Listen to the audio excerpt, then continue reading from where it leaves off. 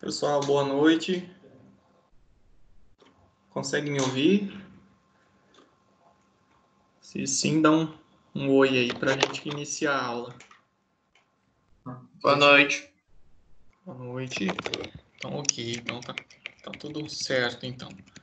Pessoal, já começando aqui com a informação, a última aula, né, ela foi gravada, só que aconteceu um problema que o áudio, né, da gravação não saiu no vídeo, tá? Mas eu vou disponibilizar ela novamente para vocês, eu vou gravar essa aula novamente, tá? Para que vocês não tenham prejuízo. Aqueles que não participaram da transmissão ao vivo provavelmente não conseguiu, né, acompanhar o vídeo lá compartilhado, tá? Então eu vou disponibilizar um tempo aqui e vou regravar e vou disponibilizar no máximo até sexta-feira para vocês, tá? Como de praxe, né, e combinado na semana passada, eu iniciaria a aula falando de alguns exercícios, né, uma revisão relativa ao conteúdo anterior, através de exercícios, né? Então, deixei uma lista duas listas, na verdade, vocês têm duas listas de exercícios no AVA, que são avaliativos, tá? Então, essas listas precisam ser enviadas pelo link. Então, onde vocês encontram as listas, vocês vão encontrar o link. Esse link leva vocês a um formulário, onde vai colocar o nome completo e anexar a resposta do exercício. Essa resposta tem que estar no formato em PDF. Então, vocês podem tirar uma foto do caderno com resolução e converter essa foto para PDF ou, né, para quem acha mais prático, dá um print e cola no Word e salva o arquivo como PDF. Tá? Então, o formulário só aceita respostas, né, que foram convertidas para PDF. Então, só para quem está tendo dificuldade em anexar o arquivo. Então, não vou aceitar nenhuma atividade por e-mail, pessoal, então, ou institucional. Eu já recebi alguns por lá, mas não vai ser contabilizado. Eu estou sempre respondendo. Assim que chega, né, as atividades por e-mail, eu já solicito o envio novamente pelo link. Então, se você chegou a enviar por e-mail, então procure a seção correspondente ao exercício, né, a lista de exercício, e lá no finalzinho ou no início vai estar escrito o link ou acesse aqui, aí você vai ser direcionado à página para envio. Considerando o prazo estipulado, né, então essas listas, elas têm um prazo de envio até hoje, 8/4. Inclusive, esses exercícios de revisão são, né, tratados nessas listas, tá? Então, a gente vai corrigir basicamente alguns exercícios que foram passados na lista, de uma forma de revisar o conteúdo. Então, vamos para o primeiro exercício da lista 1, né? O exercício, ele pede o seguinte, que a gente calcule, né, o raio do átomo de paládio, dado, né, que a estrutura cristalina desse átomo é FCC, né? Face Center Cubic, ou cúbica de face centrada, tá? Então, essa é uma nomenclatura que a gente também encontra dentro da área de materiais, tá? FCC, cúbica de face centrada. O exercício fornece a densidade do material, tá? E o peso atômico. Então, ele quer saber o raio. Com base, né, agora apenas em parâmetros da estrutura cristalina. A gente sabe que a estrutura cristalina CFC, né, ela tem como volume da célula unitária 16R ao cubo raiz de 2. Tá? Em uma videoaula anterior, eu ensino como encontrar essa relação aqui entre o volume da célula unitária em função do raio atômico. Tá? Então, esse volume da célula unitária, no cálculo, depende, né, do tipo de átomo. Tá? Então, o átomo ele pode se cristalizar, né, na forma cúbica de corpo centrado. Então, a disposição dos átomos dentro da célula que vai definir o tipo, né, de equação que determina o volume. Tá? Então, esse é um parâmetro. A gente sabe que átomos que se solidificam, né, na estrutura CFC, dentro do volume dessa célula, vai caber no máximo 4 átomos. Tá? Então, a célula unitária CFC sempre vai caber no máximo 4 átomos. A cúbica de corpo centrado, lembrando, 2 átomos. Beleza, a gente já tem as informações principais. E agora, como que eu encontro o raio? Né? Então, tem uma equação que correlaciona, né, a densidade atômica com o volume da célula unitária, o número de átomos e o peso atômico. Tá? Então, essa equação também a gente já viu, é dada por N, que é o número de átomos, vezes o peso atômico do material, dividido pelo volume da célula unitária, vezes o número de Avogadro, que é uma unidade, né? Uma quantidade de matéria, que a gente já viu. Só para lembrar, né, a gente considera aqui, né, por aproximação, que o número de Avogadro vai ser 6,023 multiplicado 10 elevado a 23 átomos por mol. Lembrando que vocês podem encontrar 6,022. Tá? Então, isso aqui é um número bem grande, né? E aqui foi feita uma aproximação na última casa aqui. Tá? Mas a diferença de 0,22 para 0,23 vai ser muito pequena no resultado. Tá? Então, vamos lá. Então, agora a gente precisa, né, isolar o R, que é o raio atômico. Eu tenho a densidade do material, eu tenho o número de átomos, o peso atômico, o número de Avogadro, e agora, através dessa relação do volume da célula unitária, eu vou conseguir determinar o raio atômico. Tá? Então, o que a gente precisa fazer? Vamos substituir os termos, né, aqui. Então, nós temos ρ, que é igual a N vezes A, dividido pelo volume da célula unitária, que é 16 R ao cubo, raiz de 2, vezes o Na. Tá? Então, só estou jogando aqui o volume da célula unitária. Eu quero isolar primeiro o R aqui para ficar fácil. Quem tem dificuldade em manipular algebricamente já pode jogar os termos aqui, ó, tá? E no final, dividindo certinho, vai chegar um valor em função do R. Tá? Mas enfim, já joguei o volume da célula unitária e vou isolar aqui. Então, eu vou passar o R ao cubo para cá, né? Ele tá na... Eu posso fazer essa manipulação e esse termo aqui eu posso jogar aqui para baixo. Então, vai ficar R ao cubo N vezes A, 16, raiz de 2, né? O R ao cubo eu joguei para cima, vezes NA vezes ρ. Como nós temos aqui o expoente 3, né, ele vai passar, né, para esse lado como uma raiz cúbica. Né? Então, eu posso dizer que R é igual a raiz cúbica de N, que multiplica A, dividido por 16, vezes raiz de 2, vezes número de Avogadro, vezes a densidade. Então, essa é a expressão que me determina o raio atômico para uma célula cúbica de face centrada.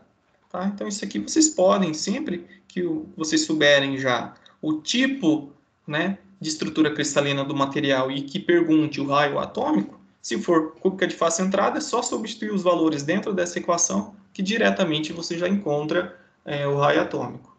Tá? Então, agora vou fazer a substituição dos termos. Né? Vou fazer aqui na outra página. Então, só replicando aquela equação, ficou R, que é igual a raiz cúbica de N vezes A dividido por 16 raiz de 2 vezes o número de Avogadro vezes ρ. Então, agora, a gente substitui os termos na equação. O número de átomos, N, é 4, o peso atômico é 12. Agora, 16 raiz de 2, o número de Avogadro é 6,023 vezes 10 elevado à 23ª potência, multiplicado pela densidade. Opa, substituí errado aqui um termo. Aqui, o A é o peso atômico, que é 106,4, não 12. 12 é a densidade. Tá? Então, vamos lá. Então, peso atômico, A é 106,4. E o ρ, aqui, que é a densidade, é 12. Fazendo a resolução na calculadora, vocês vão encontrar que o raio atômico é... Vamos ver aqui as unidades, né? Vai dar 1,38 vezes 10 elevado a menos 8 centímetros. Tá? Por que eu sei que aqui vai dar em centímetros? Né? Porque eu usei a densidade em centímetros cúbicos. Né? E no final, os termos, né, vai chegar nessa unidade de centímetros. Então, essa é a resposta.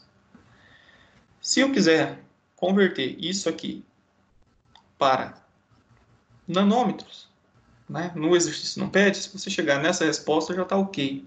Né? A gente sabe que 1 nanômetro é igual a 10 a menos 7 centímetros.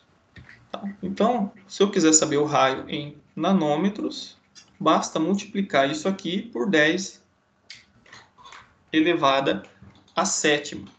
Tá? Porque 1 centímetro é o inverso disso aqui, equivale a 10 a sétima nanômetro. Tá? Então, só uma questão de conversão de unidade. 1,38 vezes 10 a menos 8, multiplicado por 10 a sétima, vai ficar aqui 0,138 nanômetros. Isso aqui é outra resposta possível. Como que eu resolvo esse expoente aqui? Né? Eu conservo a base e somo os expoentes. Então, vai ficar 1,38 vezes 10 a menos 1. Tá? Menos 8 mais 7, né? Vai ficar menos 1. E isso é igual a 0,138.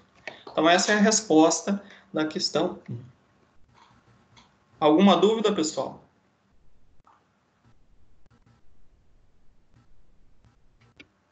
Não, né? Tá tranquilo, professor. Tranquilo, né? Então, vamos seguindo aqui para a questão 2. Está aparecendo um negócio aqui na tela, deixa eu ver se eu... A questão 2, ela dá uma tabelinha com 3 tipos de liga, né? E fornece para a gente o peso atômico, a massa específica e o raio atômico, né, daquela liga. E ele quer que a gente, com base, né, nessas informações, determine a estrutura cristalina da liga A, B e C. Como o processo é o mesmo para cada uma das ligas, eu vou pegar apenas a liga A, tá? E vocês podem replicar isso para as outras duas.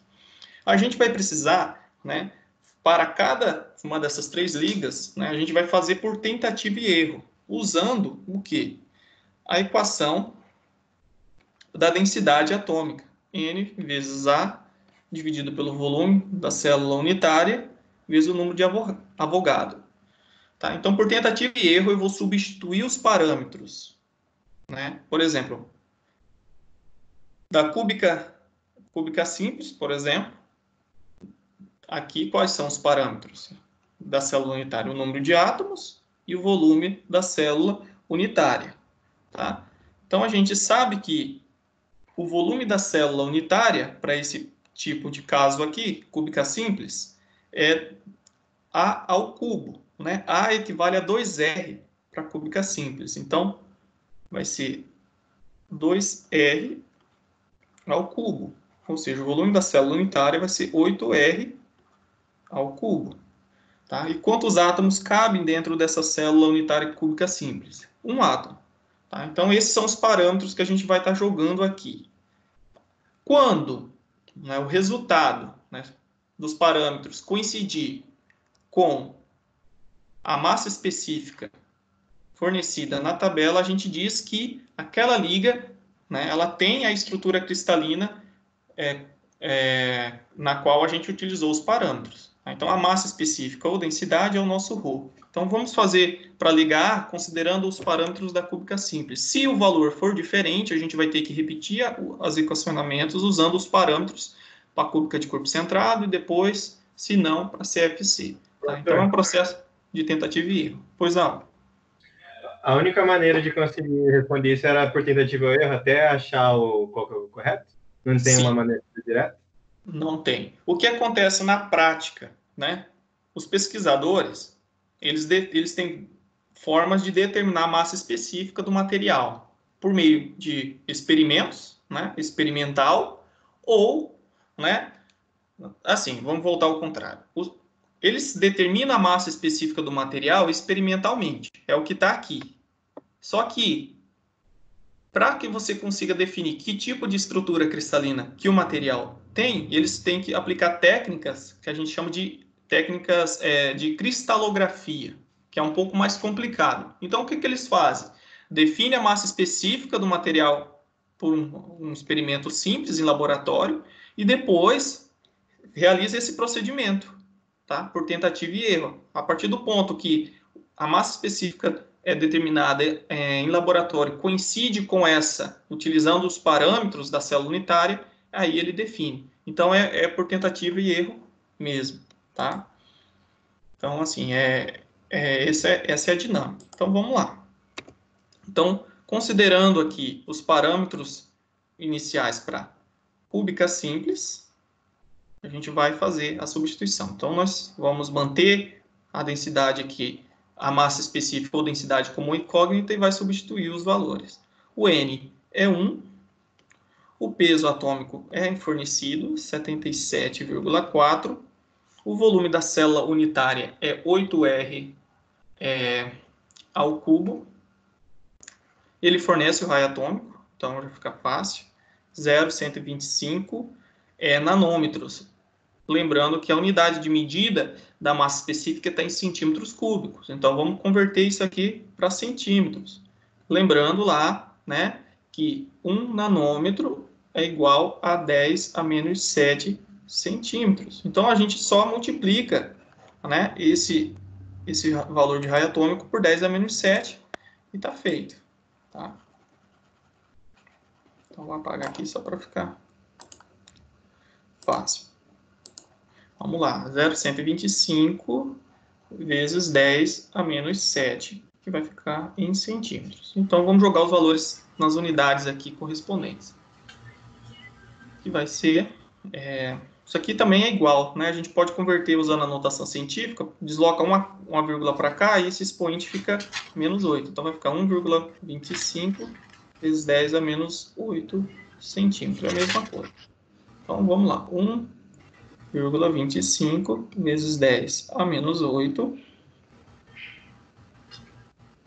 Tudo isso aqui, né, ao cubo. Tá? Aqui o volume da célula cúbica simples é 8 R ao cubo. Deixa eu apagar, eu coloquei colchetes aqui, mas o colchetes ele não vale para essa questão, porque a única coisa que está ao cubo é o raio. Então, aqui é 8 vezes R ao cubo. O número de Avogadro é padrão, né? 6,023, vamos continuar usando isso aqui, vezes 10 elevado a 23. Então, resolvendo a multiplicação e a divisão, a gente vai encontrar 8,22 gramas por centímetro cúbico. Então, coincide, né, com a massa específica ou a densidade específica fornecida experimentalmente. Então, a gente infere. Aí ele pede aqui, justifique a sua determinação. Né? A gente pode, com base, né, no cálculo da densidade ou massa específica, assumindo os parâmetros de uma célula cristalina cúbica simples, né, a gente encontra o valor coincidente com o experimental. Portanto, né, é uma estrutura cúbica simples. Vocês podem fazer um resuminho mais simples, né? Ou dizer, com base, né, na densidade calculada, infere-se que ela coincide com a célula cúbica simples. Então, é isso. Então, a gente já tem a primeira resposta. Tá? Então, aí precisa fazer esse mesmo procedimento para as outras. Quem tem sorte, acerta na primeira. Né? Quem não tem sorte, pode repetir. Então, só para a gente lembrar, cúbica simples. Nós temos que o parâmetro de rede A vale 2R, tá? O número de átomos é 1, ok? Para a cúbica de corpo centrado, o parâmetro de rede A é igual a 2R raiz de 2. Isso aqui vai ser fornecido, tá, na prova. Então, assim, é importante só saber como é obtido, não precisa decorar. Tá? O número de átomos é 2. Oi? Você falando na pública simples aí, essa aresta aí não é 2R elevado ao cubo? A aresta, o parâmetro de rede A é 2R. O volume da célula é A ao cubo. Aí vai ficar 8R ao cubo. Tá? 2 vezes 2 vezes 2, tá bom? Então, por isso que a gente tem que lembrar que sempre o volume do cubo é o lado vezes lado vezes lado, né? Só que o valor desse comprimento desses lados depende do tipo, né, de estrutura. Para CFC, é 4, o A vale 4R sobre raiz de 3. E o N, o número de átomos, é 4. Tá? Então, são esses os parâmetros. Aí o volume, vocês vão ter que elevar esses termos aqui ao cubo e ao cubo. Beleza? No livro didático, tem uma tabelinha onde já informa diretamente os volumes, que já foi feito, né, essa potenciação aqui do parâmetro de rede. Então, para quem quiser economizar etapas, né, pode fazer dessa forma. Então, esses são os dois exercícios mais críticos da lista 1. Tá?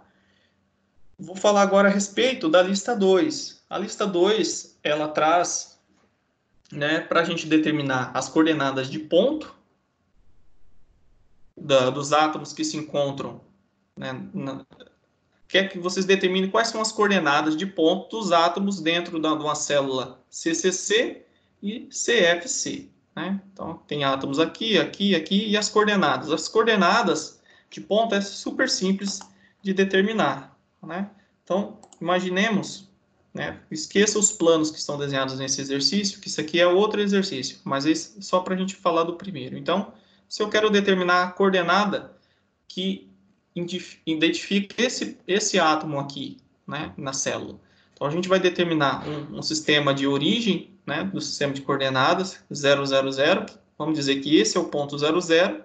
E a partir deste ponto, a gente vai determinar a coordenada do átomo aqui. Considerando que a célula tem parâmetro de rede A igual a 1, tá? B igual a 1 e C igual a 1. A está relacionado à aresta que está sobre o eixo X. B é a aresta sobre o eixo Y e C é a aresta em Z. Tá? É ruim de traçar uma reta aqui, mas basicamente é isso. Então, os parâmetros A, B e C, que são parâmetros de rede para uma célula cúbica, são iguais. Então, todos são iguais a 1. Então, aqui é a coordenada 0, 0, 0. Qual que é a coordenada desse átomo nesse ponto? Então, a gente vai olhar qual que é, né, o seu valor em x, y e z. Se a gente observar, o átomo, né, ele está sobre o plano y, tá? E não tem nenhuma projeção no plano de x. Então, a primeira coordenada x dele é 0. A coordenada y dele é 1, tá? Porque está sobre o plano y quando o y for 1. E a coordenada z? A coordenada z, né, também é 1, né? Porque a coordenada z ela está relacionada à altura, tá? Em relação à origem. Então, está acima da origem 1. Então, esse átomo ele está, né, indicado por coordenadas de ponto 0, 1, 1. Só para a gente entender, vou fazer outro em relação a outro ponto da célula unitária. Tá? Então, imagine que nós temos um átomo aqui agora. Tá? Então, qual que é a coordenada desse átomo? Coordenada de ponto. Lembrando que coordenadas são indicadas entre parênteses por números, tá? Que pode ser inteiros ou frações reduzidas. Então, pode dar meio, se o átomo estiver, por exemplo, localizado aqui na metade, pode ser meio. Né? Por exemplo, a coordenada desse ponto aqui em y é meio. Tá? Mas vamos aqui nessa situação aqui. Então, ó, o átomo ele tem, né, uma projeção em x igual a 1, em y também igual a 1, só que ele está no plano da origem do nosso eixo de coordenadas. Então, não tem nenhuma elevação, né? Então, y é 0. As coordenadas de ponto é bem direta. Tá? Então, o exercício 1 da lista 2, basicamente é isso. Os átomos que estão centrados na face, né, por exemplo, né? Então, isso está bem ao meio da face. Por exemplo, essa face aqui. Qual que é a coordenada desse ponto? Então, a gente pode olhar o seguinte, ó, que tem projeção inteira em x, então tá 1 em x, porém, né, tá na metade do eixo y, meio de y, e na metade do eixo z da altura. Então, os átomos da face, nessa face em questão, é 1 meio e meio. Tá? Então, a forma de determinar as coordenadas de ponto é bem direta. Considerando essa simplicidade, eu vou deixar o exercício em aberto para vocês, depois eu vou compartilhar o gabarito da resposta comentada. Então, aí só para conferência. Vou pegar o exercício 2, apenas a letra A, tá? Que é para a gente determinar os índices de Miller. Agora a gente está tratando de índice de Miller. Então, quando fala em índice de Miller, a gente está falando de planos cristalográficos. Planos. Tá? Então, os planos. Aqui nós temos o plano A e o plano B. Então, a gente vai determinar os índices de Miller para esses planos. Quando se trata de planos, a gente tem que definir, né, alguns passos antes de iniciar. A gente tem que definir o nosso origem, né, do sistema de coordenadas. Tá? Então, aqui, por mais que o plano A e o B estão dentro dessa célula unitária, o eixo de coordenadas pode ser transladado de forma conveniente e considerando aquela restrição, que ele não pode coincidir com o intercepto do plano, ou seja, o plano não pode cortar a origem do nosso sistema de coordenadas. Tá? Então, vamos fazer aqui para o plano A. O que eu estou dizendo? Né? Vamos definir o sistema de coordenadas. Então, primeiro, a gente vai, né, mover, né, uma distância para cima. Então, ou seja, aqui é o eixo de coordenadas dado na imagem. Né? Eu não vou usar esse eixo de coordenadas na imagem. Eu vou jogar uma célula unitária acima. Tá? Então, vou considerar que o meu eixo de coordenadas vai ser movimentado uma distância acima. Então, vai ser 0, 0, 0 nesse ponto aqui. Tá? E aqui é o eixo x, o eixo y e o eixo z. Y, z e x. Agora, a gente começa com os interceptos, né? Onde, né, o plano corta, né, os eixos definidos. Então, se eu definisse aqui, pessoal, como origem de eixo de coordenadas, né, o eixo, os eixos do sistema de coordenadas, ele só seria interceptado, né, em Z, nesse ponto. Mas x e y não teria, né, interceptação nesse sistema de coordenadas. Então, por isso que eu mudei, tá, a minha origem, tá, para o caso do plano A. Então, eu tenho que definir um sistema de coordenadas onde vai haver o intercepto, né, nos 3 eixos ou em 2, tá, sendo que o plano não pode cortar essa origem. Tá? Então, vamos lá. Só vou apagar aqui para não poluir. Então, nós temos aqui que intercepta em x positivo, né? 1/3. Então, 1/3 de x. Intercepta aqui em y na posição meio. E em z, né? Nosso sistema de coordenadas é positivo, z para cima, está interceptando na parte negativa. Então, em menos meio. Então, qual que é a segunda etapa? Depois que a gente define, né, os interceptos, a gente faz o que a gente chama de recíproco. Né? A gente inverte os números. Então, vai ficar 3, 2. Aqui o sinal é negativo, vai ficar -2.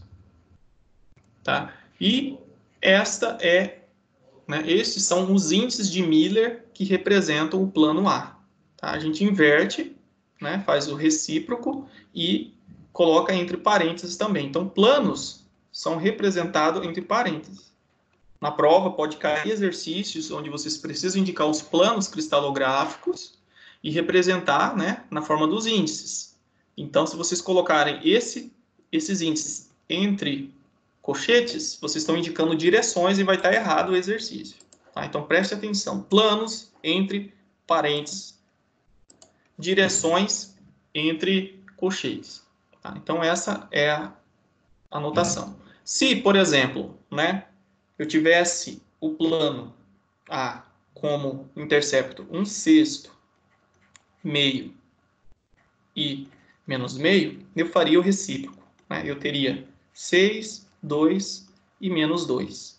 A gente pode, pessoal, aplicar, né, uma redução. Nesse caso aqui do exercício não foi necessário, mas eu consigo aplicar uma redução dividindo, né, por um número comum a todos. Então, eu posso dividir todos eles por 2 e vou reduzir mais ainda. Então, vai ficar 3, 1, menos 1. Tá? Então, em casos onde você consegue fazer uma redução, você pode multiplicar pelo número ou dividir. Né? Então, nesse caso aqui não foi necessário. Alguma dúvida? Professor, Oi. no ponto B, eu posso pegar como ponto de origem lá onde o senhor marcou aquele primeiro ponto? Não posso. Tá? Porque nesse caso aqui, ó. Ah, o ponto de baixo, professor. Sim, eu vou só remarcar a origem. Tá? Vou só remarcar a origem aqui. Eu sei que você está falando a respeito do B. Né? Aqui é nosso sistema de coordenadas. É ruim de treme muito. Mas enfim. Ó, a origem 0, 0, 0.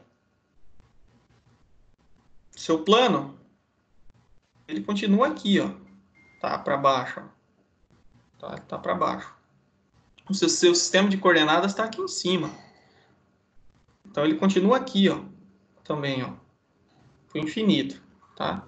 Então, ele não tem nenhum intercepto no seu sistema de coordenadas aqui, tá? Então, a gente não vai conseguir determinar, porque ele não está interceptando o seu sistema de coordenadas. Então, a gente tem que modificá-lo de tal forma que há os interceptos, ou seja, ele cruza, só que a origem não é cortada. Então, a gente vai escolher aonde, né? Eu posso escolher aqui, tá? Eu posso escolher essa região, ou eu posso escolher essa aqui também, fica arbitrário a escolha. Mas aí aquela lá, não posso escolher, não? Essa de trás aí. Aqui, nesse ponto. Posso ou não? Vou verificar aqui, tá? Deixa eu só fazer o desenho, que aí fica fácil de visualizar. É porque eu fiz assim, se não fizer, eu já vou... Ô, professor. Oi. Tipo, eu fiz, na hora de fazer o A, eu fiz no ponto de baixo ali, onde ele tá querendo dizer. E, tipo, a única diferença que deu foi que, em vez de ser 2, ficou menos 2, né? Ficou 2 positivo. E tem alguma diferença? O 2, 3, 2, 2, 2. Ficou tudo positivo. Vamos ver o que aconteceu, né? Você escolheu aqui. Isso. Tá.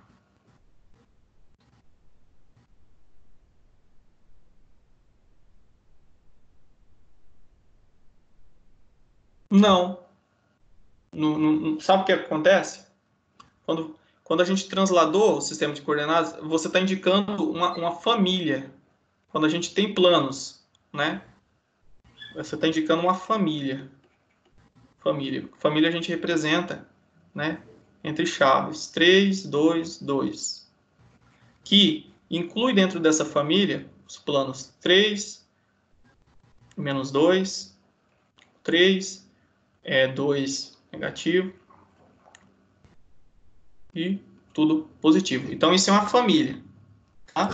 Mas assim, para não confundir vocês, tá? Aqui você está indicando um plano que a gente considera um plano que indica a mesma a mesma interceptação dentro de uma célula unitária, só que a gente está olhando em outro sentido, né? Como isso aqui deu positivo, a gente está olhando um plano similar a esse, só que para cima, tá? Então, basicamente, você está olhando esse plano dessa forma, né?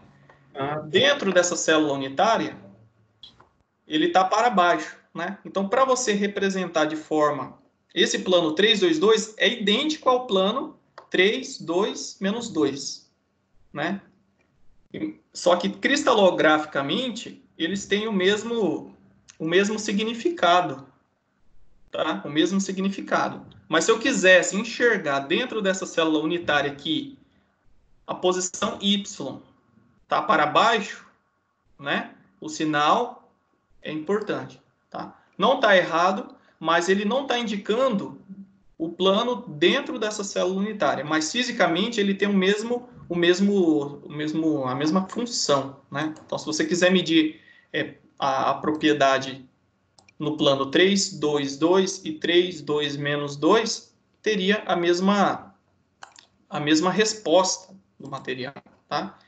Não está errado, mas também não está indicando aqui dentro dessa célula unitária, entendeu? Vocês concordam comigo que o Y, né, ele está a uma posição abaixo, né? Então, por isso. Tá? Mas quando você quer indicar famílias, os índices mudam o sinal, mas ele representa planos similares, né? Então, vamos fazer esse caso aqui, né? Ele está querendo escolher essa origem como a origem aqui. Nós vamos ter esse eixo. Se vocês analisarem a origem sendo em B, o plano ele vai interceptar x em meio, né? Vai interceptar y no infinito, né? Porque ele é paralelo a y, e z em meio, né? Z em meio. Ok. Aí a gente vai fazer o recíproco, vocês vão encontrar 2, 0 e 2. Ok. Agora, se eu olhar a célula unitária na forma que está aqui,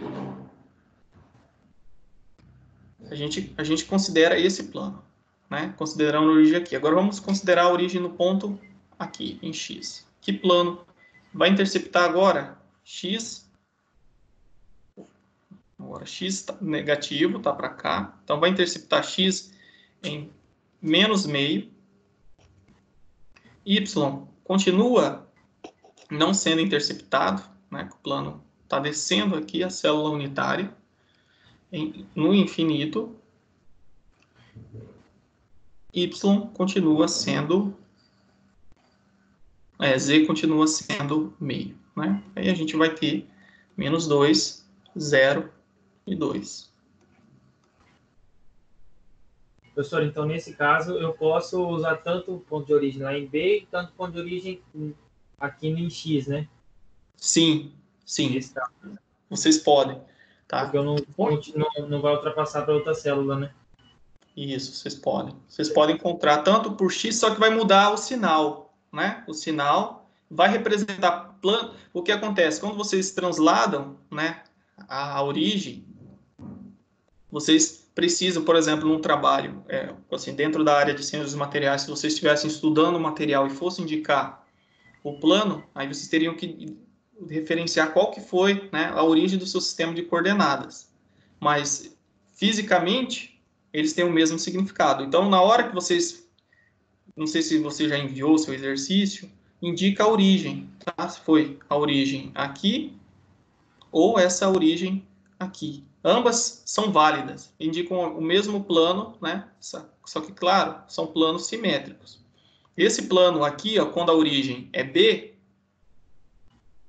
ele vai ser paralelo ao plano da outra célula unitária à frente aqui, tá? Então, imagina que nós temos várias células... Deixa eu apagar aqui. Tá. Então, por exemplo, quando a origem é B, a gente está olhando para aqui, para cá, né? Quando a origem é x, a gente está olhando num plano paralelo a ele nesse sentido. Tá? Os índices serão diferentes, porém têm o mesmo significado. Tá? Então, no caso aqui, pessoal, do plano B, a gente teve os recíprocos, né? Vamos considerar a origem aqui.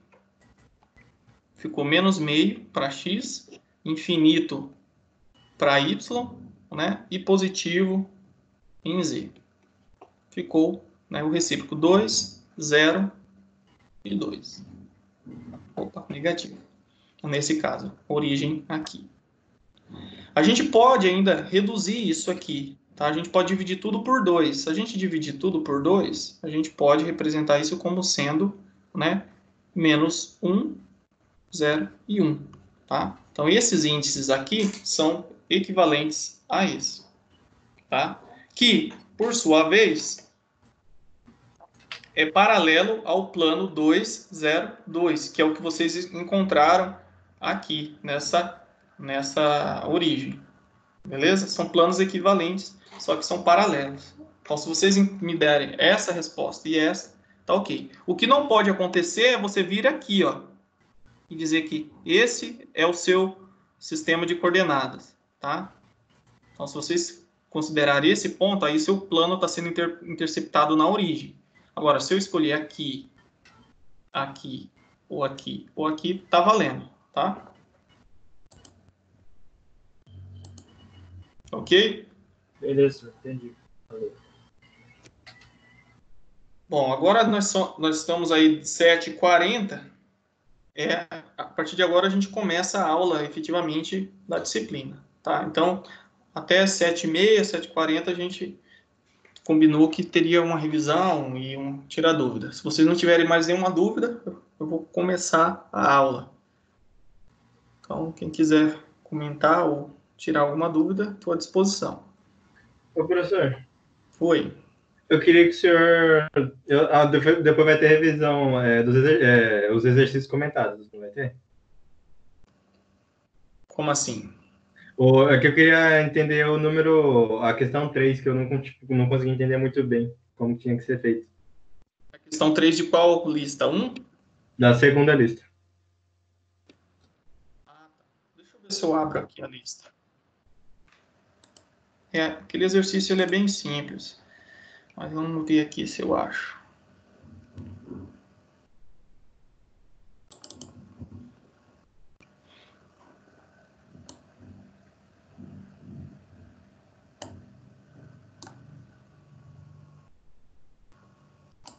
Só um minuto.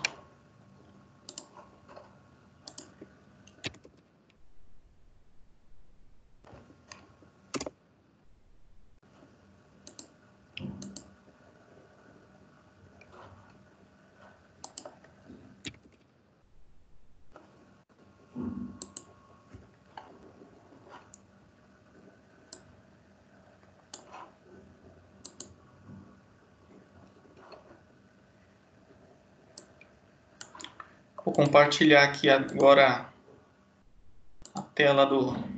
Vocês estão vendo a tela aqui de navegação, né? Sim.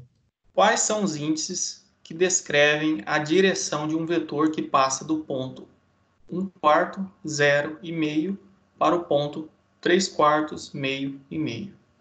Então, vou reescrever, vou dar um print nisso aqui e vou jogar aqui no slide para a gente conseguir resolver ele. Então, se ficou em dúvida,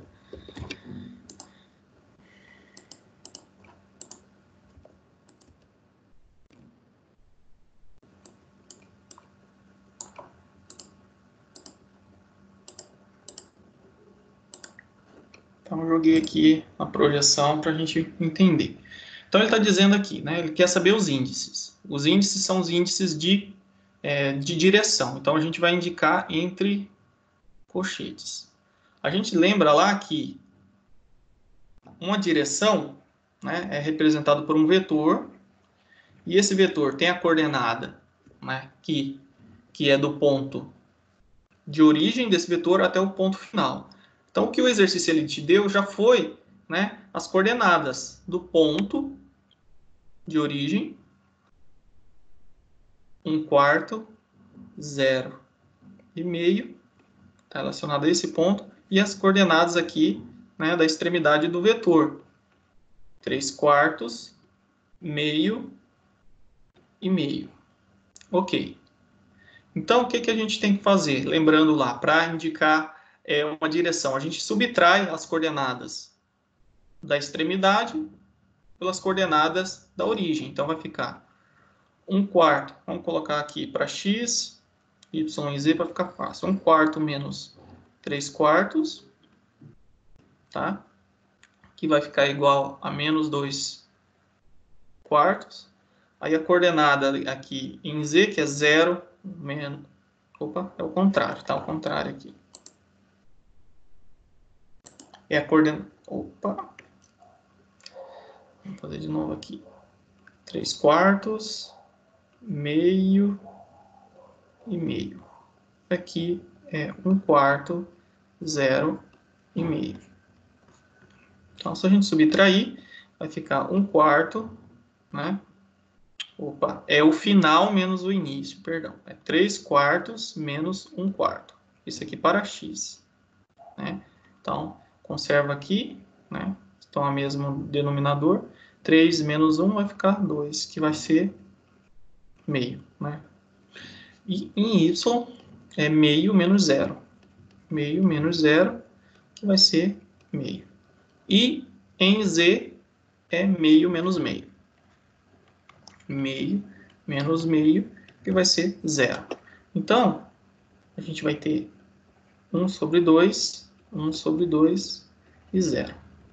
A gente agora tem que converter isso para o menor número inteiro possível, né? Então, eu tenho que multiplicar ou dividir por alguma coisa que vai converter para o menor número inteiro possível. Então, se eu multiplicar tudo isso aqui por 2, né, eu vou conseguir reduzir esse aqui para o menor número inteiro possível. Então, vai ficar 2 vezes meio vai ficar 1.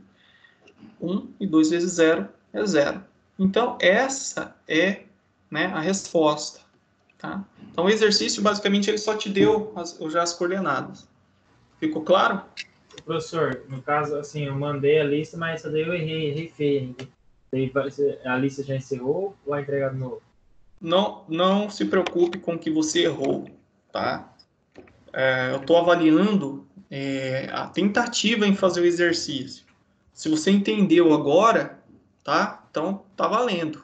Então, o importante é que você reconhece onde você errou e está conseguindo entender agora. Então, assim, não precisa reenviar a lista, tá bom? Eu errei nessa parte aí, errei feio também. Professor, eu fiz um negócio doido. Deixa eu explicar o que eu fiz. Eu localizei esse ponto 1/4, 0,5 Numa célula unitária. Eu localizei esse ponto 3/4, meio e meio também. E liguei esse ponto 1/4 até nesse outro ponto aí. Eu fiz um vetor dentro da célula desse ponto inicial até o outro ponto, mas o negócio... Chegou na resposta? Não, ixi, sou longe. Você poderia pegar aqui e traçar e ligar. Vocês iam encontrar algo assim, né? Esse vetor ele teria, né, a direção 1, 1, 0, 1, 1. Aqui, por exemplo, 1 para x e 1 para y. Então, esse vetor estaria nessa... Opa! Algo nesse... tá ruim de desenhar aqui, pessoal. Vamos lá. Não sei como se os outros professores estão conseguindo desenhar bem. Então, basicamente, esse vetor teria esse sentido aqui. Não teria nenhuma projeção para cima. Então, algo assim, né? Considerando aí. Mas, enfim. O importante é isso, tá? Quando tem as coordenadas, só faço essa subtração que vocês chegam na resposta. Então, se está tudo ok, vamos embora. Vamos para frente. A gente vai falar hoje da seção 2.3 ou 3.3. 2.3 para quem é da turma de ciência dos materiais e 3.3 para aqueles que fazem química e ciência dos materiais, tá? Então, aqui é para ciência e para química. Então, localize lá no livro didático essas seções. Esta é a última parte do conteúdo que vai cair na N1, tá? Lembrando, pessoal, já tem informações assim que a N1 vai acontecer normalmente, tá? Então, não sei se já receberam alguma notícia oficial da coordenação, mas já temos prazo para N1. O comunicado saiu hoje, vai ser no ambiente virtual, no AVO, tá? Então, vai acontecer entre deixa eu ver aqui. As avaliações, as provas deverão ficar disponíveis para realização durante o período da avaliação, do dia 20/4 até dia 24/4. Então, assim, vai acontecer nessa semana, do dia 20/4 até o dia 24/4, online. Então, qual conteúdo estudar? Unidade 1 e 2, para o pessoal de ciência dos materiais, e unidade 1 e 3 para o pessoal de química e ciência dos materiais. Tá? Dica, professor, como que é a sua prova? Pessoal, minha prova é baseada nas aulas, tá? Então, pode cair muito exercício similar ao que a gente está vendo hoje. Sempre, no final das sessões do livro didático, tem exercícios de marca X, tentem responder aqueles exercícios, que não vai ter dificuldade. O grau de dificuldade da prova é dos exercícios que eu passei para vocês, tá? Então, assim, tentem resolvê-los novamente, leia o livro, assista às videoaulas que já foram gravadas, tá? E eu vou publicar a da sessão 2.2 até sexta-feira, para quem ainda não assistiu, tá? Então é isso. Então a gente vai ter prova normal, mas vai ser à distância. Eu não sei como vai ser o formato, se eu vou ter que enviar, vocês vão ter que fazer no caderno e mandar a resposta, mas até sexta-feira vocês terão uma informação oficial de como vai ser as provas. Mas beleza, então tratando da aula de hoje, né, a gente vai falar sobre difusão, tá? Então basicamente é difusão atômica. E os tópicos serão mecanismos de difusão, difusão em estado estacionário, comentarei a respeito da difusão transiente e fatores que afetam a difusão. Tá? A difusão, né? Então, a difusão, ela acontece, por exemplo, quando vocês estão passando perfume, né? Vocês estão num canto do quarto de vocês passam perfume e, de repente, alguém lá na sala sente aquele cheiro, né, de perfume, por exemplo. Pode ser com um mau odor também, de uma região que a gente chama de alta concentração daquele produto, daquela matéria, né? Esse produto ele se difunde para uma região de baixa concentração, tá? Então a difusão é um transporte de matéria devido a uma diferença de concentração no espaço, tá? Então tudo que se movimenta, né, em termos de massa, né, acontece por um fenômeno de difusão quando há um gradiente de concentração. Gradiente é uma diferença de mais alta concentração para de mais baixa. Tá? Então, passar um perfume, né, um odor de alguma coisa se movimenta. E, além disso, né, esse fenômeno ele é muito importante porque ajuda a gente a compreender, né, como os materiais, quando são tratados termicamente, apresentam melhoras em suas propriedades. Então, a gente consegue melhorar as propriedades a partir da difusão de matéria. Tá? Então, a gente consegue, a partir daquela relação do tetraedro de ciência dos materiais, né? Propriedade, composição, estrutura e processamento, né? A gente consegue também analisar essa inter-relação, tá? Através dos mecanismos de difusão. Por que a gente precisa estudar isso, né? Então, como eu já comentei, a gente compreende como os tratamentos térmicos influenciam nas propriedades e outra, né? Essa inter-relação entre estrutura, processamento e propriedades e desempenho também depende, claro, obviamente, do que a gente está falando aqui de processamento. Então, a gente aplica o fenômeno da difusão numa etapa do processamento e melhora as propriedades e os desempenhos também. Tá? Além disso, a gente viu na aula anterior sobre as impurezas, substitucional, intersticial, entre outros, né? Graças a esse tipo de impureza, a gente melhora a propriedade, né? E as impurezas são difundidas dentro do material. Então, o fenômeno da difusão é aplicado quando a gente vai melhorar propriedades do material, né, através da introdução de impurezas. Tá? Claro que isso, né, a quantidade de impurezas e a velocidade com que elas são adicionadas no sistema cristalino tem uma relação com o tempo e com a temperatura, e a gente vai verificar isso aí. Então, qual que é o conceito? Né? Trata-se de um movimento de matéria por movimentos atômicos, pode ser iônicos, tá? Ou moleculares. Então, a difusão ela ocorre no interior de sólidos, líquidos e gases. No caso do perfume, a gente pode considerar aí pequenas gotículas, né, líquidas, né, que se difundem. Então, dependendo do tipo, né, de material que a gente está trabalhando, esse conceito que eu falei aqui em cima, né, que é o movimento de matéria por movimento atômico, ele tem uma adaptação. Né? Então, trata-se de um movimento ou transporte de matéria, né?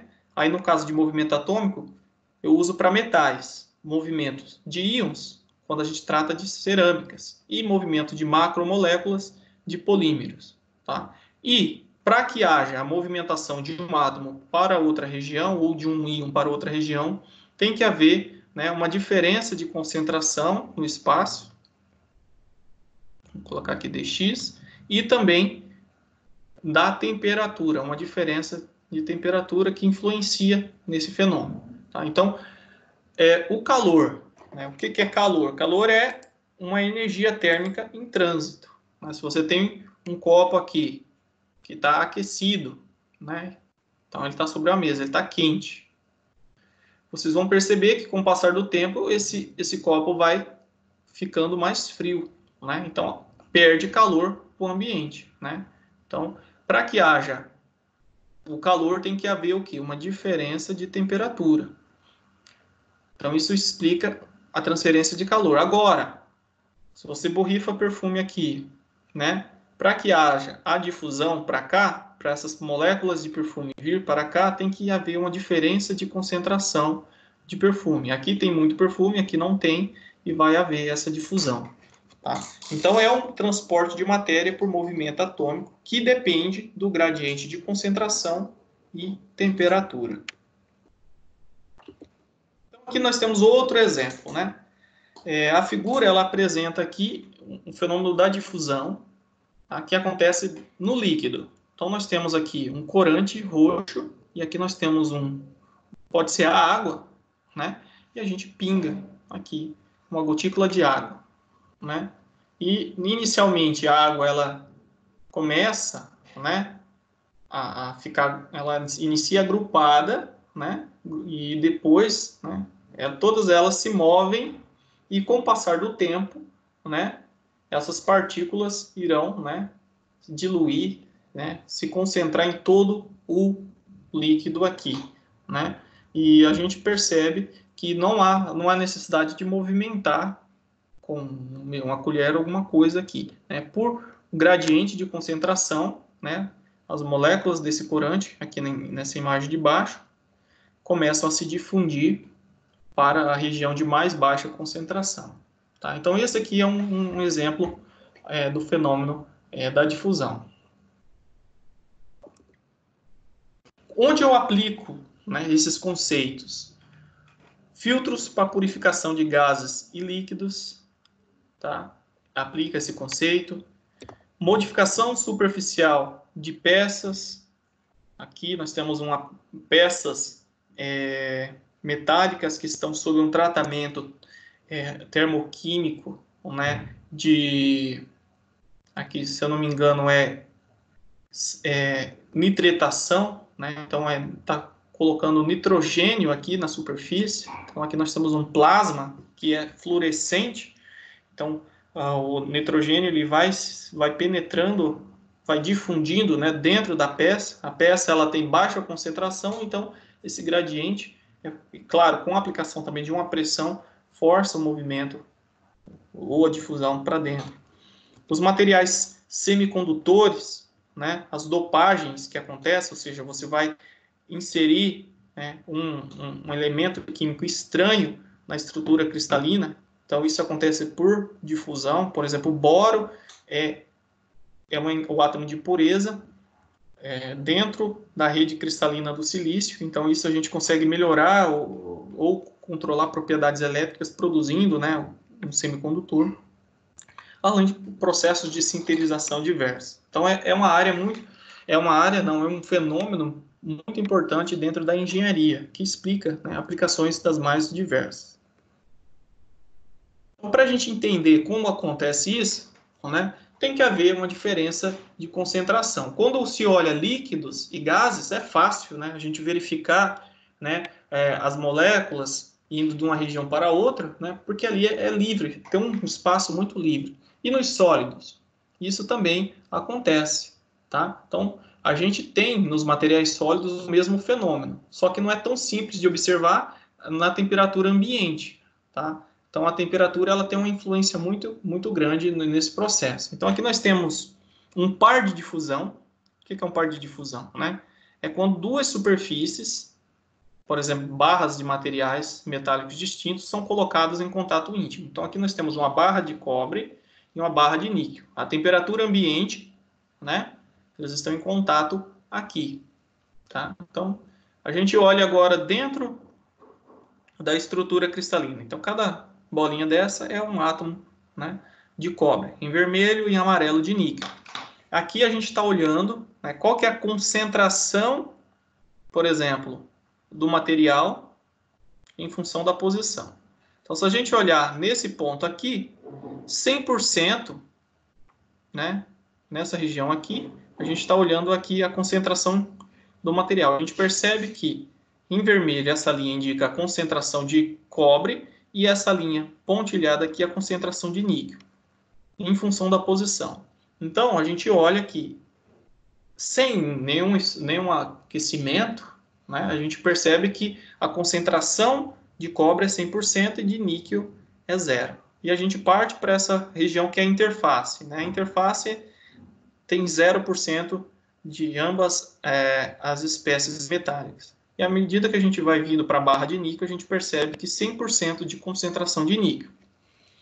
Isso, né, em temperaturas ambientes. Mas se essas barras forem aquecidas a uma temperatura elevada, elevada a quanto? Ela é quente o suficiente, só que os materiais não se fundem, tá? Então, eles estão aquecidos a uma temperatura baixa, né, abaixo da temperatura de fusão. Então, a temperatura de fusão é abaixo dessa temperatura que eu vou aquecer essas duas barras. Então, se a gente aquece, a gente vai perceber que é um movimento dos átomos de cobre para a região do níquel e a difusão dos átomos de níquel para a região do cobre. Então, a gente percebe essa difusão acontecendo. Então, aqui nós temos o mesmo gráfico, que é a concentração da espécie, por exemplo, do cobre e do níquel, em função da posição. Nessa extremidade aqui, a gente tem 100% de cobre, e à medida que a gente vai se aproximando da interface de contato, a gente percebe que vai diminuindo a concentração de cobre, e a espécie níquel ela vai, né, aumentando, até chegar a uma região aqui que metade, né? Metade de níquel e metade de cobre, tá? Em função da posição. Então, nós temos esse fenômeno que acontece também nos materiais metálicos. Só que essa migração que acontece aqui, no interior de um metal para o outro, a gente dá o nome de interdifusão de impurezas. Então, no caso aqui, quando o níquel difunde para o cobre, o níquel é uma impureza, tá? E o cobre, quando difunde para o níquel, é uma impureza no níquel, tá? Então, é uma interdifusão, também pode ser chamado de difusão de impurezas. Então, a gente usa esses dois termos para esse caso aí, considerando que o aquecimento aí foi abaixo da temperatura de fusão, tá? Então, a gente tem esse fenômeno, mas o que explica, né? Por que acontece? E o que é necessário para acontecer? Então, nós temos os requisitos. Então, para que ocorra a movimentação de átomos, são necessárias duas condições. Tem que haver espaço livre adjacente ao átomo. Eu vou mostrar a imagem que demonstra isso, tá? E há uma energia. Então, tem que haver energia suficiente. Essa energia suficiente a gente fornece na forma de temperatura, tá? Então, a gente precisa de temperatura para que forneça a energia. A temperatura vai dar energia suficiente para fazer o quê? Quebrar as ligações químicas, né, que unem os átomos aos seus vizinhos. Então, tem um átomo aqui, outro aqui, né, eles estão ligados, né, com uma determinada energia, né, energia de ligação, que a gente fala, né? Então, a gente precisa fornecer energia para que haja quebra, né, que une esses átomos ao seu vizinho, e, por fim, né, vai causar uma distorção no reticulado. O reticulado é esse ordenamento aqui, né? Então, nós temos um reticulado atômico, e o átomo ele vai vir daqui para uma outra posição, né? Então, isso causa uma distorção. Então, essa energia tem que ser suficiente para romper isso, essas barreiras, tá? Lembrando que a difusão, né, ela acontece tanto para metais puros, né?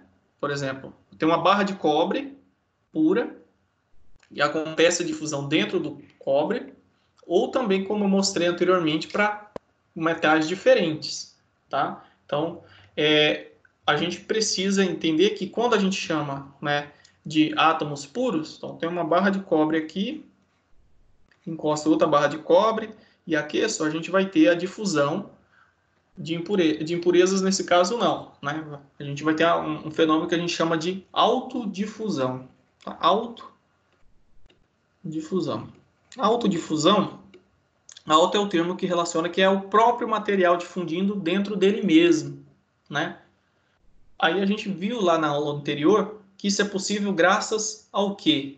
Né? As lacunas, tá? A difusão por lacunas permite que átomos de um mesmo material mude de uma posição para outra. Então, esse átomo aqui encontra-se uma lacuna, um sítio, uma região, um sítio atômico desocupado, né? Com energia suficiente, ele muda para essa posição. Então, a autodifusão é um fenômeno de difusão por lacunas, que acontecem em materiais de mesma composição, né? Cobre, os átomos difundindo dentro do próprio cobre.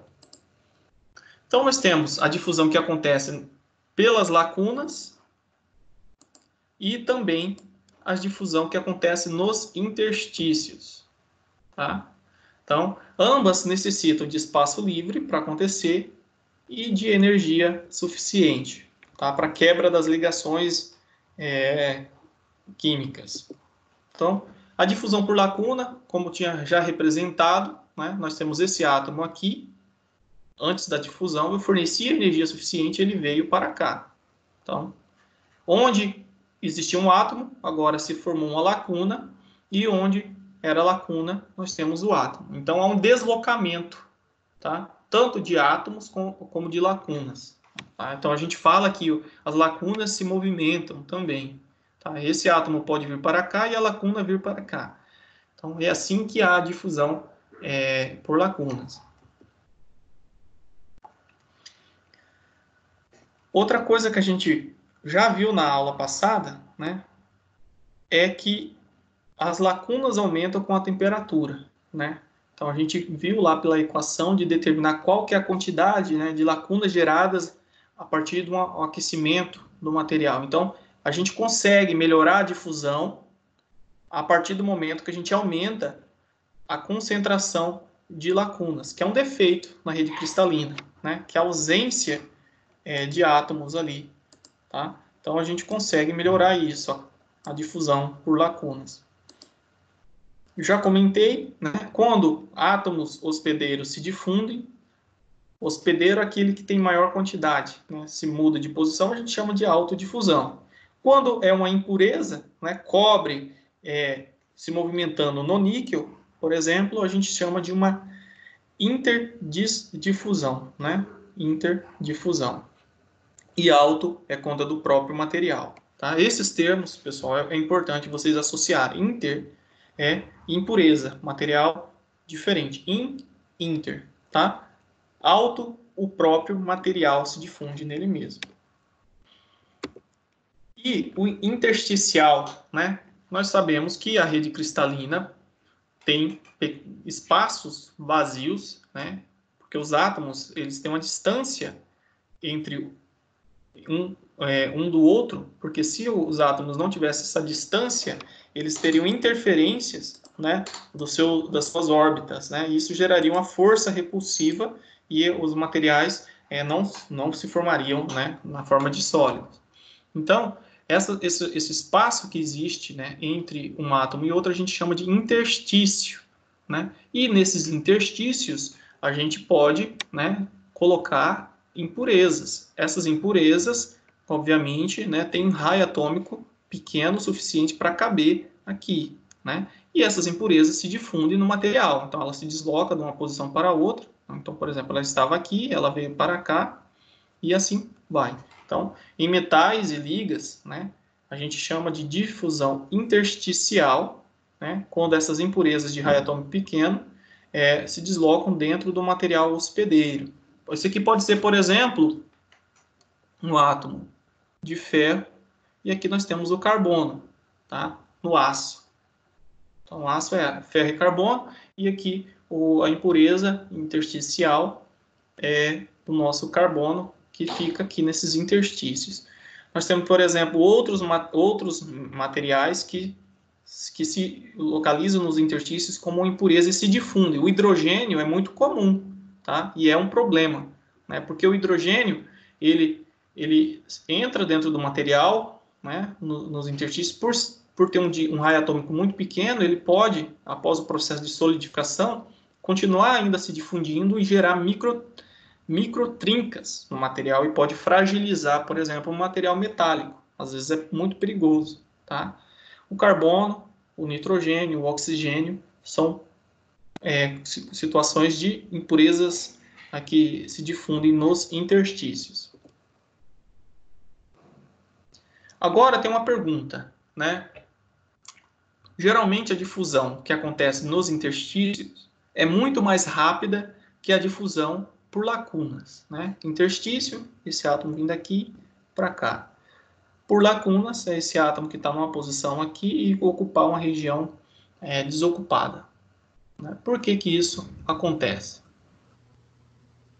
Então, a gente tem que os átomos intersticiais são menores, né? Então, é mais fácil mudar de uma posição para outra, por ter mais espaço, né? E, obviamente, nós temos mais posições intersticiais do que vacâncias ou lacunas num dado material. Então, isso acaba possibilitando essa modificação, tá? Então, é mais fácil a gente movimentar as impurezas intersticiais do que as lacunas. Então, o processo de difusão é mais rápido no caso dos interstícios. Então, ainda comentando a respeito da difusão intersticial e por lacunas, a gente tem que entender, associado isso, como se fosse um fluxo, né? Então, imagina que você tem uma tubulação, né, de área A e algo tem que passar por aqui, né? Escoar por aqui. Então, há um movimento, né, dessas lacunas por esses vazios, né, que a gente pode associar isso, né, a um fluxo, uma difusão, né? Como que a gente explica essa difusão?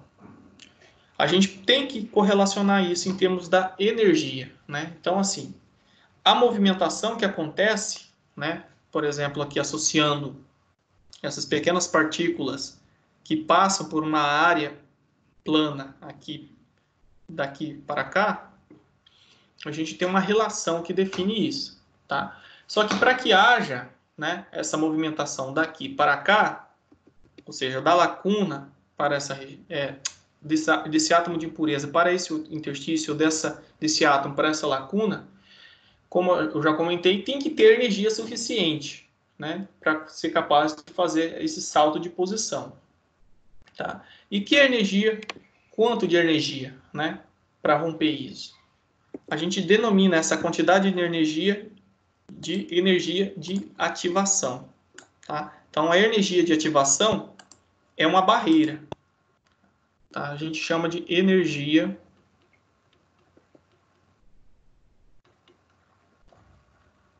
de ativação. A energia de ativação é uma barreira energética, né? Uma barreira que eu tenho que fornecer essa quantidade de energia para conseguir mover de uma posição para outra. Tá?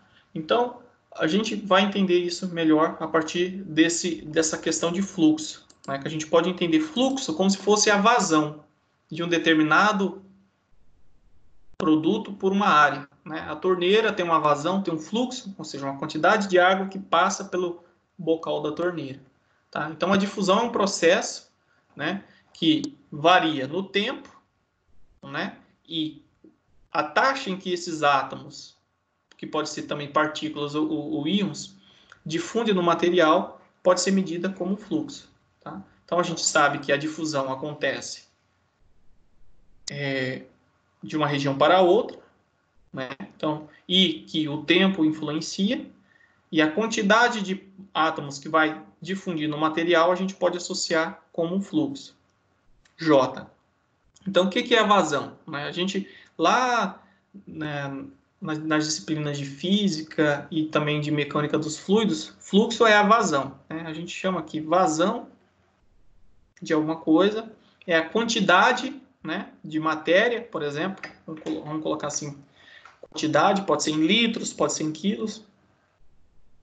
A quantidade de massa, por exemplo, pode ser pegar água e calcular em quilos, que vai passar pela área, né, pelaquela área, no tempo. Então, a gente pode ter, por exemplo, a quantidade de massa, M, aqui, que vai passar por essa área A no tempo T. Tá? Então, essa é a equação que define o fluxo de difusão, né? A quantidade de massa de átomos, moléculas, partículas que passam por essa área aqui no tempo. Tá? Então, essa é um significado de fluxo de difusão. Só que a gente viu que esse fluxo ele é em função do tempo. Quando a gente considera o tempo nos cálculos, a gente está analisando do ponto de vista transiente. Tá? Então, transiente, dentro da engenharia, um fenômeno transiente, a gente diz que ele depende do tempo.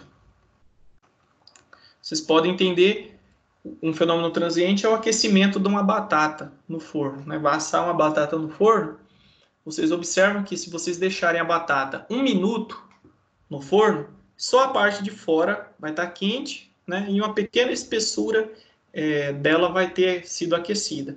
Quanto mais tempo vocês deixam no forno, maior é a profundidade que a batata vai ser cozida. Então, o cozimento de uma batata é um fenômeno transiente. Tá? Então, depende do tempo. A difusão atômica também vai depender do tempo. Né? Quanto mais tempo eu deixo lá um objeto submetido a um fluxo, né, de uma determinada espécie, por exemplo, carbono, para fazer um tratamento térmico, maior é a penetração daquela espécie dentro do material. Tá? Isso denota equações matemáticas um pouco mais complicadas. Mas para a gente iniciar, a gente vai considerar o estado estacionário. O estado estacionário é o oposto. Tá? Estacionário não depende do tempo. Tá? Então, vamos fazer uma análise, né, considerando o estado estacionário. Né?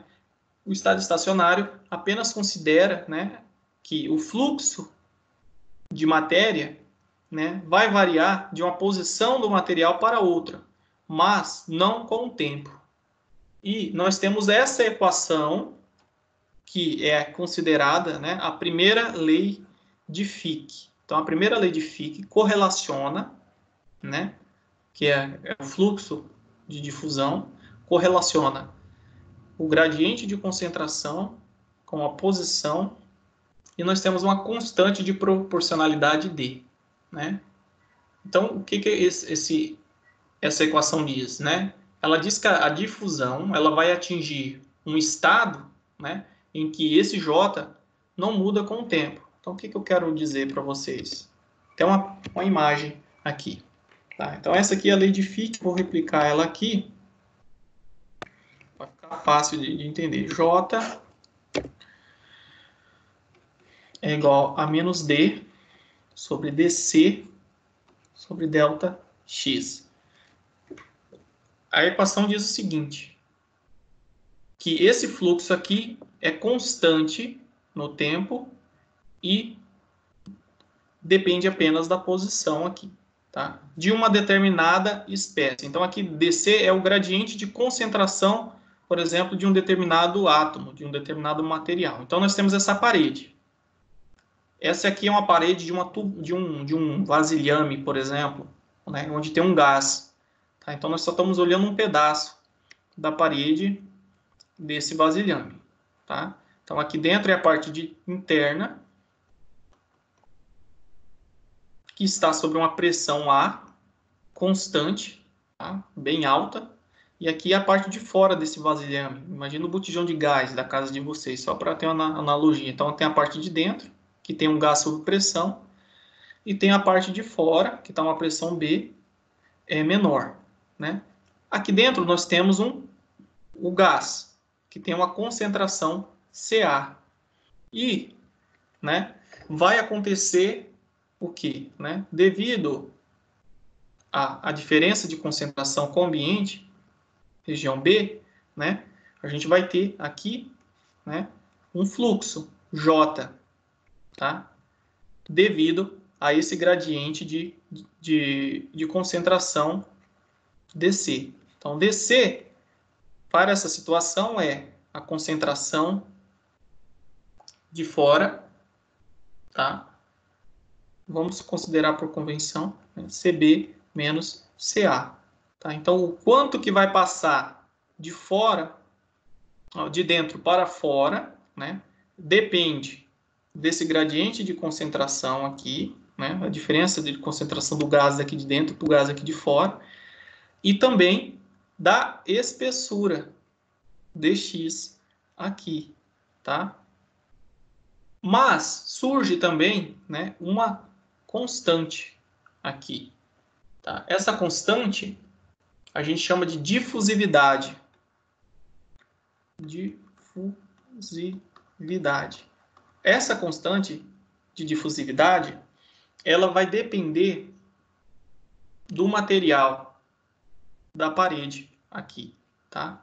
Então, para que a gente consiga difundir essa espécie aqui por esse material, vai depender da difusividade dessa parede aqui, tá? Então, o quanto, o J é constante, tá? O J é constante ao longo de toda o fluxo aqui. Então, o que tem aqui dentro, né, o quanto que entra na parede aqui em A é o tanto que sai aqui. Então, o J aqui é o mesmo. A única coisa que vai mudar é a concentração ao longo da parede. Tá? Então, o nosso DC varia com a posição dx. E o D é a nossa difusividade, né, que é um parâmetro que é característico de cada material. Tá? Então, quão fácil é esse material daqui vir para cá, ou quão difícil é ele passar por essa parede aqui. Tá? Então, nós temos essa relação. Essa relação é a primeira lei de Fick, que não depende do tempo. Então, a gente diz que o fluxo é constante, tá? No tempo. Então, o J que entra é igual ao J que sai. Então, é isso que está representando aqui. Tá? Nós temos o ponto CA, que é essa parede interna, que tem a coordenada x, xa, e nós temos a coordenada, né, xb, que é essa parede aqui, que tem uma concentração CB. Tá? E aqui nós temos o gás, e ele vai se difundir né, num fluxo J por essa área A, dada lá pela lei de Fick dC dx. Então, a gente observa que o gráfico, né, esse gráfico demonstra, né, a concentração da espécie C ao longo da espessura, né? Como essa parede aqui está em contato com a maior concentração da espécie, ele vai ter, né, o Ca maior. À medida que a gente vai se afastando dessa parede aqui, a gente vai percebendo que a concentração da espécie vai diminuindo aqui, tá? Até chegar em XB, onde a nossa concentração vai ser mínima, tá? Então, essa expressão, essa equação aqui, que é a primeira lei de Fick, ela é representada nesse gráfico aqui, tá? A variação da concentração em função da posição. Agora, eu vou apagar isso aqui e vou mostrar para vocês qual que é o significado físico, tá? J é menos D sobre dC dx. Ninguém ainda me perguntou o porquê que nós temos um sinal negativo aqui, tá? O sinal negativo, pessoal, é porque a difusão ela está acontecendo da região maior, de maior concentração, para a região de menor concentração, tá? Então, ela é contrária ao aumento da concentração. Então, na hora que vocês fizerem os cálculos, vai ficar menos D, CB, menos a concentração A, dividido pela posição XA menos a posição XB. A gente vai perceber que XB ele é menor que XA, né? Então, vai ficar um valor negativo aqui. Então, menos com menos é mais. Então, o fluxo vai ser sempre positivo, tá? E o sinal negativo na equação, ela visa, né, representar que o fluxo, né, ou a difusão acontece, né, na direção contrária ao aumento da concentração. Beleza. Então, já expliquei o sinal. Agora, vamos verificar o que representa cada termo desse no gráfico. Então, aqui nós temos o gráfico, que demonstra, né, o gradiente de concentração em função da posição, que nada mais é que essa linha aqui, para o caso estacionário. A gente percebe que a inclinação dessa... Para quem não teve cálculo integral, então vamos esquecer que isso aqui é uma derivada, tá? Então, mas basicamente esse termo aqui é uma derivada da concentração na posição, ou seja, a variação da concentração na posição. E graficamente representa, né, essa inclinação. Quanto mais varia a concentração com a posição, essa inclinação ela tende a ser mais acentuada ou menos, tá? Então, o gradiente, a variação do gradiente de concentração na posição, ele representa a inclinação aqui, tá? E a linha em si, tá? Essa linha é o perfil, tá? Que é uma reta, na verdade, é uma linha reta, tá? Então, vocês podem verificar depois na situação transiente que o perfil de concentração ele não vai ser mais uma reta, vai ser uma curva, tá? Então, vamos agora falar desse estado transiente, né? Transiente, agora, além de variar com o tempo, varia com a posição. Então, transiente depende do tempo. Então, a gente vai ter aqui, né, esse perfil.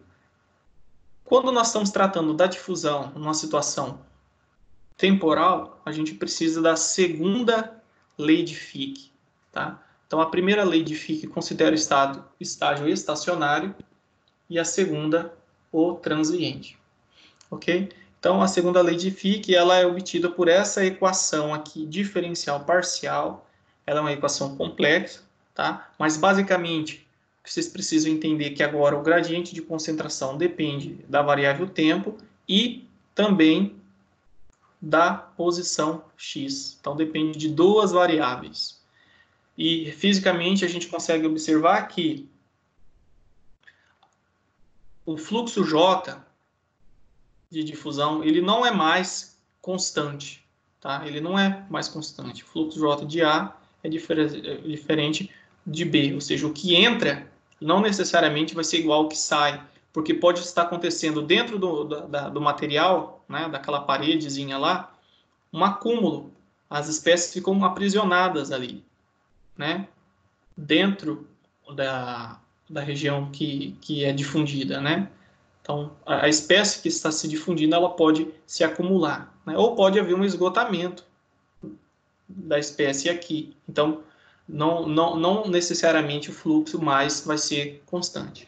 Então, quando a gente olha essa equação plotada aqui, a gente tem, por exemplo, a concentração, né? Aquela concentração das espécies para o tempo T3, T2 e T1. O que a gente observa, né? Aqui as distâncias, XA e XB. Então, aqui nós estamos naquela parede, nessa parede aqui, né? E aqui nós estamos olhando nessa parede aqui.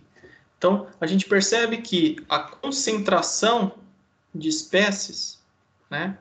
Considerando que o tempo 3 é maior que o tempo 2, então, quanto mais tempo eu deixo, né, aquela parede submetida a um gradiente de concentração, né, eu percebo que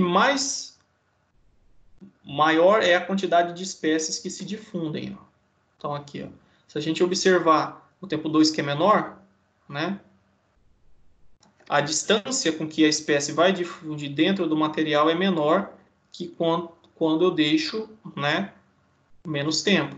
Tá? Então, a gente observa dessa forma. A distância de difusão ela tende a ser maior, ou seja, quanto penetra dentro dessa parede tende a ser maior, quanto mais tempo passa. Isso é verdade, isso que a gente observa.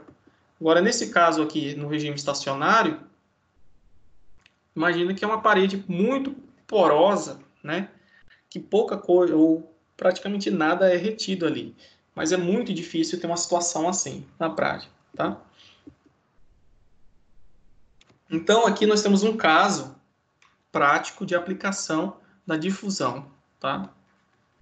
Difusão de espécies. Difusão intersticial. Isso aqui está acontecendo numa engrenagem de aço-carbono. Tá? É uma engrenagem de aço. O que acontece nas engrenagens? Elas são feitas geralmente de um aço de baixo teor de carbono. Tá? Então, o aço com menor quantidade de carbono, ele é um aço mais maleável. Né? É fácil de você trabalhar esse aço, ele resiste bastante ao impacto, então ele não é, você não tem um aço muito quebradiço. Só que o que acontece?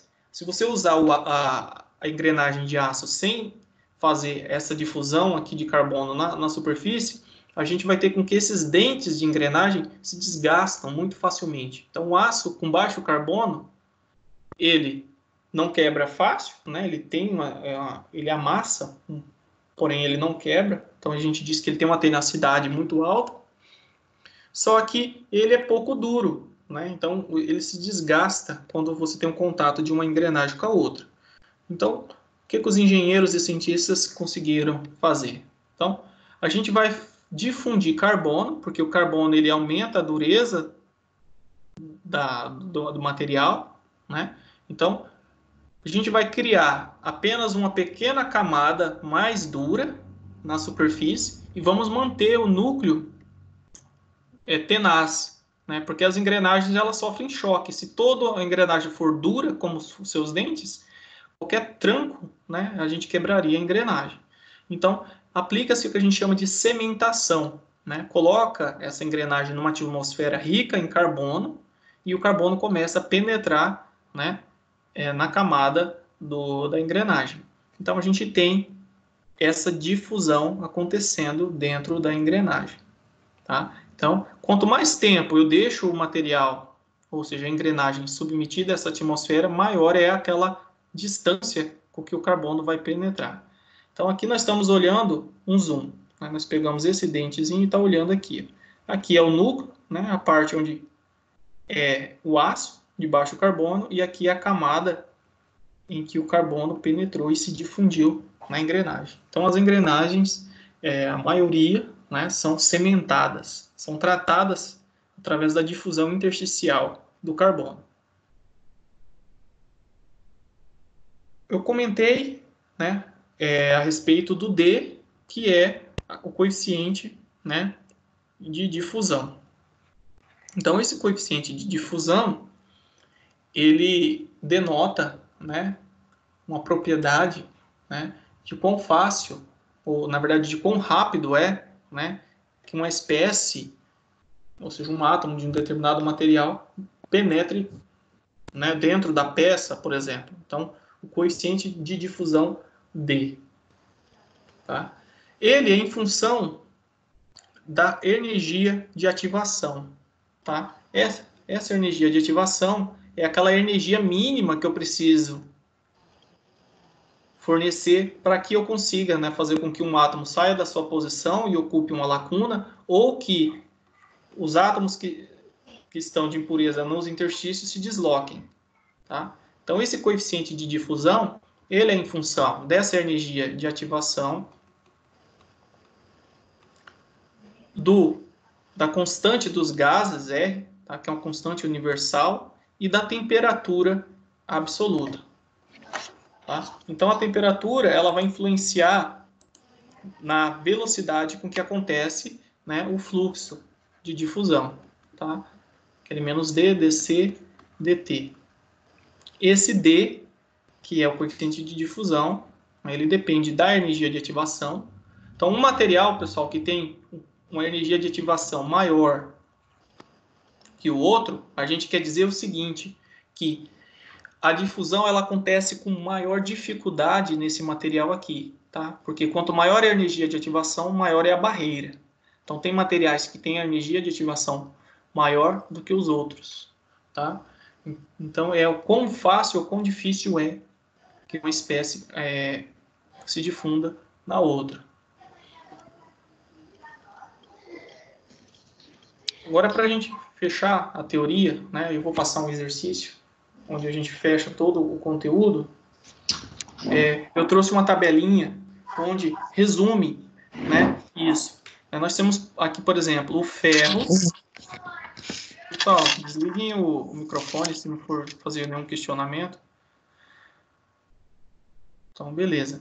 Então, aqui nós temos o ferro, né? Ele vai se difundir no ferro também. Então, aqui é aquela autodifusão acontecendo, né?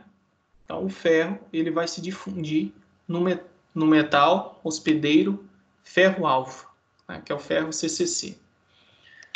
Quando a gente analisa a difusão desse ferro nele mesmo, numa temperatura de 500 graus Celsius, o coeficiente de difusão é 3 vezes 10 a menos 21. Se a gente pegar e aumentar a temperatura para 900, a gente percebe que esse D aumenta. Tá? Quanto menor é esse expoente aqui, quanto mais positivo é esse expoente, quer dizer que mais rápido, né, o processo de difusão acontece. Então, a temperatura ela tem uma influência muito grande. Então, se a gente olhar aqui, né, a difusão do carbono no ferro, que foi o caso da cementação ali anterior, né, por exemplo. Né? Quando a gente analisa a difusão no ferro alfa a 500 graus, né, ela tem uma taxa aqui, né, um coeficiente de difusão 2,4 a menos 12. Aumentou 400 graus, isso diminui, isso aumenta muito. Né? Então, a gente tem esse expoente aqui mais positivo, quer dizer, mais rápido. E assim segue. Tá? Então, a temperatura ela afeta, né, a difusão no componente ou no processo. E essas tabelas aqui servem para que vocês obtenham, né, qual que é o valor da energia de ativação. Né? Por exemplo, para difundir o ferro no ferro, ele requer 251, isso aqui considerando o ferro alfa, né, que tem a estrutura CCC, e para eu difundir o ferro numa estrutura CFC, a energia de ativação é 284. Então, o que isso implica? Né? Que é mais difícil, né? a gente romper essa barreira energética para fazer essa movimentação atômica. Vamos para um exercício que aplica o que eu acabei de dizer, né? Nós temos aqui, né, um exercício. Calcule o coeficiente de difusão para o magnésio, tá? Mg, no alumínio, a uma temperatura de 500 graus. Então, o que ele quer saber, né? Qual que é o D, o coeficiente de difusão, quando a gente está tentando, né, fazer com que o magnésio penetre, né, se difunda no alumínio. Então, a gente precisa encontrar, dentro dessa tabela, quais são os parâmetros. Tá? O D0, que é um coeficiente exponencial. A energia de ativação, tá? A temperatura a gente já tem, e a constante universal dos gases é um valor tabelado. Então, a gente vai substituindo. Então, aqui, eu já me adiantei para ficar mais fácil de entender qual que é o valor da constante exponencial D0 da difusão do magnésio no alumínio. Então, magnésio está aqui, quando ele se difunde no alumínio. O D0 vai ser 1,2 vezes 10 a menos 4. Tá? Esse EXP, lembrando que é um exponencial, né? O número de Euler que está elevado a esse termo todo aqui. A energia de ativação para esse caso é 131 kJ por mol. Então, é 131 vezes 1000. Então, tem que lembrar as unidades, tá? E aqui, qual que é a constante universal dos gases R? É 8,31 vezes a temperatura. Essa temperatura é a absoluta. Absoluta quer dizer que é em Kelvin. Lembrando, para converter Kelvin, graus Celsius para Kelvin, eu pego a temperatura em graus Celsius e somo 273. Foi feito aqui embaixo. Tá? Então, fazendo os cálculos corretamente, a gente vai chegar aqui, o D é 1,668 vezes 10 a menos 13 metros ao quadrado por segundo. Tá? Então, esse é o coeficiente de difusão para essa situação. Para finalizar, eu trouxe um caso agora onde a gente vai aplicar a lei de Fick. Tá? Vamos verificar se a gente vai aplicar a lei de Fick para o estado estacionário, que é a primeira, ou para o estado transiente, que é a segunda lei. Então, vamos ler o exercício. Nós temos uma placa de ferro que foi exposta a 820 graus em uma atmosfera rica em carbono, em um dos lados, né? E uma atmosfera deficiente em carbono do outro lado. Então, nós temos aquela placa, e nós temos a placa de carbono, aqui tem muito carbono, e aqui, né, muito carbono, e aqui tem pouco carbono. Então, nós vamos ter o quê? Um gradiente de concentração. E a placa tem, né, essa espessura dx. Aqui vamos dizer que é um dc. Se a condição de regime estacionário é atingida, então quer dizer que o fluxo J, aqui o fluxo de difusão é constante, então a gente usa a primeira lei, menos D sobre dc dx. Então, se a condição de regime estacionário é atingida, calcule o fluxo difusional do carbono por meio, né, do carbono pela placa. Né? Calcule o fluxo difusional do carbono pela placa, caso as concentrações de carbono nas posições 10 e 20 milímetros abaixo da superfície. Então, ele deu que o nosso X... Opa,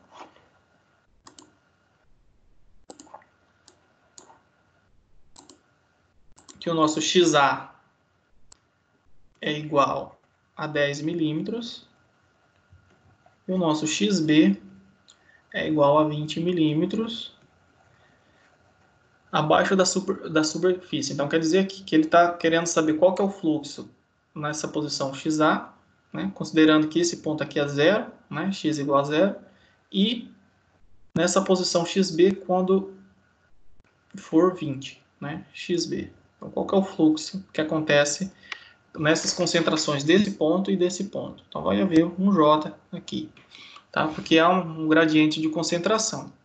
Aí ele informa, né,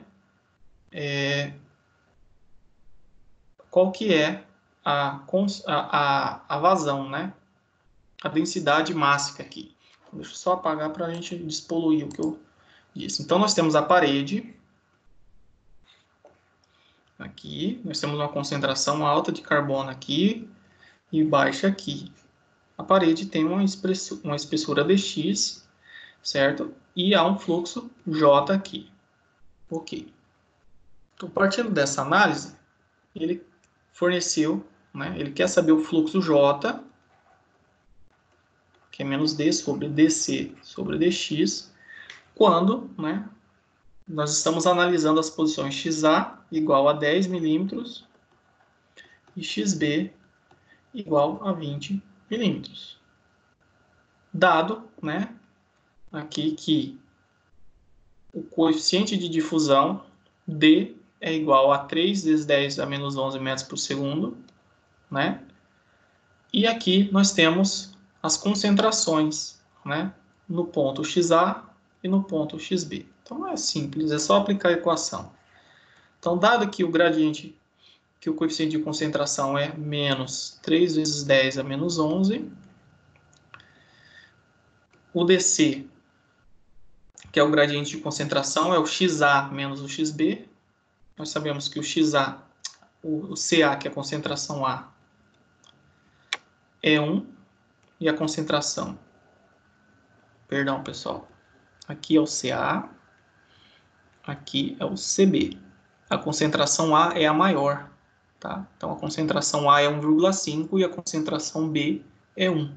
Então, concentração, a gente calcula o DC sempre o CB menos o CA. Então, é como se fosse o ΔC, né? A diferença da concentração final menos a concentração inicial, como se podemos analisar dessa forma.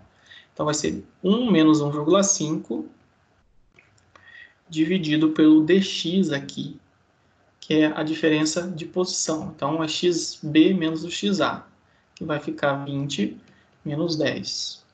Então, o j, né, fazendo aí as subtrações, claro, considerando que isso aqui está em milímetros, né? E a gente está tratando em concentração em metros, então a gente vai multiplicar isso aqui por 10 a menos 2, tá? Então, vezes 10 a menos 2, que aí a gente tem o valor em metros, tá? Ou vocês poderiam dividir por 1000, daria a mesma coisa. Não, por 10 a menos 3, né? 10 a menos 3. 1 metro é igual a 10 ao cubo milímetros. Tá? Então, 1 milímetro é igual a 10 a menos 3 metros. Então, multiplica por 10 a menos 3. Fazendo a multiplicação, vai ficar 1,5 vezes 10 a menos 9 quilogramas por metro quadrado segundo. Então, a resposta é a letra D. Então, esse é o valor do fluxo difusional que acontece, né, nessa região aqui, tá? CA é XA a XB, tá? Quando a gente submete a esse gradiente de concentração, né, de 1,5 para 1, a gente vai ter um fluxo difusional, né, que depende desse gradiente, que vai ser igual a 1,5.